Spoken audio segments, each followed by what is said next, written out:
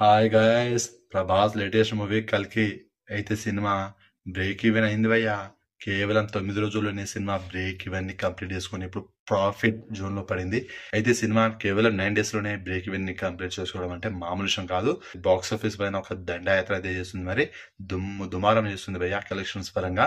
ఇంకా ఈ కలెక్షన్ ఎంతవరకు వెళ్తుందో చూడాలి, మరి ఇంకా కలెక్షన్ ఇంకా పెరుగుతూనే ఉండాలని కోరుకుందాం. మరి అయితే బాహుబలి 2 తర్వాత క్లీన్ హిట్ అయిన ఫస్ట్ మూవీ సలార్ ఆడింది, కానీ బ్రేక్ ఈవెన్ దగ్గరలో వచ్చింది. ప్రాఫిట్ జోన్ లో ఇంకా పడలేదు, శాటిలైట్ హక్కులు ఇలా పడింది. కానీ అయితే ఈ కల్కి సినిమా బ్రేక్ ఈవెన్ టార్గెట్ ని కూడా కంప్లీట్ చేసుకుంది 9 days లోనే.